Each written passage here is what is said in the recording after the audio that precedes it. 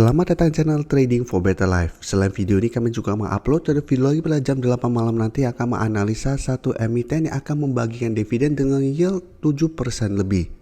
Dan di video ini saya coba menganalisa satu emiten yang akan membagikan dividen sebesar 237 per lembar saham. Bagaimana potensi saham ini ke depannya? Yuk kita coba pelajari analisanya di video ini. Semoga analisa yang diberikan ini bisa bermanfaat dan membantu teman-teman dalam mengambil keputusan. Untuk teman-teman belum subscribe channel ini, bisa tekan tombol subscribe agar tidak ketinggalan informasi dan analisa saham terbaru yang akan diupload setiap harinya. Saham pertama akan saya analisa adalah saham Prodia. Saham Prodia hari Jumat kemarin turun 1% lebih ke harga 5.775.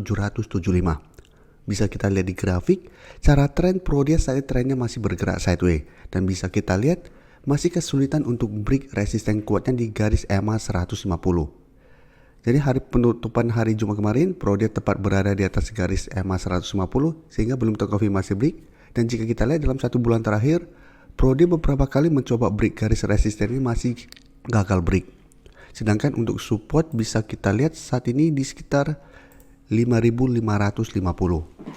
Jadi memang secara pergerakan Prodia saat ini masih menarik untuk dipantau karena apabila minggu depan berhasil break, maka Prodia akan mulai bergerak tren. Dan kemarin kalau pemberitaan bahwa Prodia akan bagikan dividen sebesar 237,9 per lembar saham. Jadi pembagian rasionya itu sebesar 60% dari laba bersih tahun 2022. Dan dari data broker summary, jika kita lihat penurunan 1% lebih ini terlihat ada sedikit akumulasi. Dan asing juga terlihat masih masuk melakukan akumulasi. Dan satu minggu terakhir jika kita lihat asing mulai akumulasi saham Prodia. Jadi untuk Prodia saat ini menurut saya masih layak untuk dipantau. Untuk entry-nya sebaiknya tunggu konfirmasi Prodia berhasil break garis EMA 150 baru ikutan entry, atau tunggu di sekitar harga 5.500 sampai 5.550 untuk entry di sekitar support ini dan swing trade. Apabila kita buy on breakout, kita bisa hold terus selama garis EMA 150 tidak terlewati. Dengan target terdekat apabila berhasil break, saya lihat Prodia berpotensi ke 6.000 sampai 6.250 di sekitar target harga ini apabila memang terkonfirmasi break. Dan untuk ex-date dividen bisa kita lihat tanggalnya itu tanggal 2 Mei. Sekarang saya coba lihat saham-saham di sektor kesehatan lainnya. Saham Silo secara tren masih sangat uptrend, tapi satu minggu ini terlihat mulai melemah setelah terbentuk candle merah dengan shadow ke atas sangat panjang ini. Jadi Silo sempat menyentuh resistennya 1700, satu mulai melemah dan saat ini masih bertahan di sekitar 1600. Jadi walaupun turun 1% lebih ke harga 1595, ini belum terkonfirmasi turun menembus support 1600. Tapi karena candle beberapa hari terakhir ini sudah kurang oke, saya lihat Silo berpotensi untuk break harga 1600 dan lanjut turun menuju harga 1500. Tapi secara tren walaupun turun di bawah 1600, tren Silo untuk uptrendnya masih belum terkonfirmasi patah. Jadi untuk teman-teman sudah berhasil beli di harga bawah, di bawah 1400, Silo saat ini menurut saya masih bisa di hold. Dan garis MACD jika kita lihat saat ini sudah mulai melemah.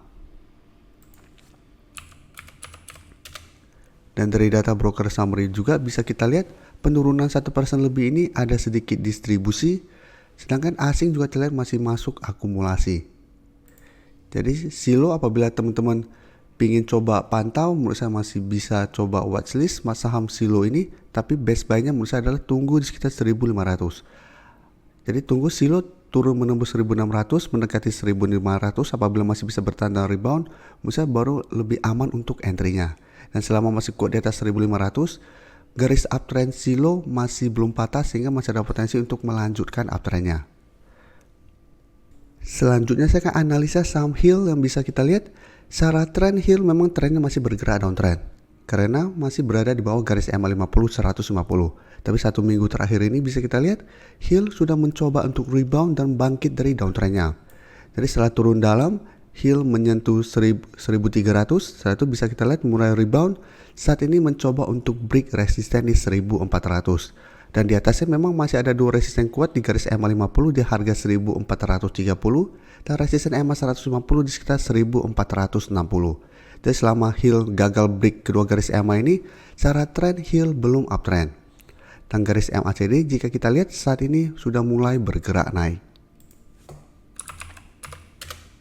Dan dari data broker summary bisa kita lihat kenaikan hari Jumat kemarin ada akumulasi, asing juga terlihat masih masuk akumulasi. Tapi secara keseluruhan asing masih distribusi saham Hill. Jadi dari data yang kita dapat saya lihat Hill masih ada potensi untuk mencoba break resisten di harga 1400 sampai garis EMA 50 minggu depan. Tapi potensi untuk break sepertinya masih sangat kecil. Jadi untuk teman-teman sudah berhasil beli di sekitar harga 1300-an, pertimbangkan untuk take profit apabila ternyata Hill masih kesulitan untuk naik di atas 1400 sampai garis EMA 50. Jadi apabila teman-teman pantau minggu depan Hill mencoba untuk naik di atas garis EMA 50 ternyata gagal break dan mulai terbentuk candle merah, mesti pertimbangkan untuk take profit. Karena apabila gagal break, maka Hill berpotensi kembali menuju support di 1300 kembali. Selanjutnya saya akan coba analisa saham Mika yang bisa kita lihat.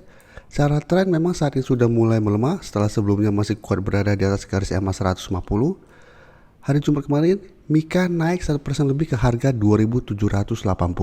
Jadi masih tertahan di atas support 2750. Tapi ingat secara tren ini masih downtrend, garis MACD pun saat ini masih bergerak turun. Dan dari data broker summary jika kita lihat kenaikan 1% lebih ini terlihat ada sedikit akumulasi, asing juga 2 hari terakhir masuk melakukan akumulasi.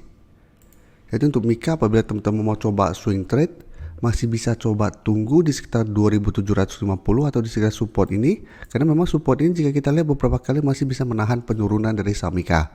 Tapi ingat walaupun berhasil bertanda rebound, secara tren ini masih bisa downtrend dan bisa saja ini hanya technical rebound sementara.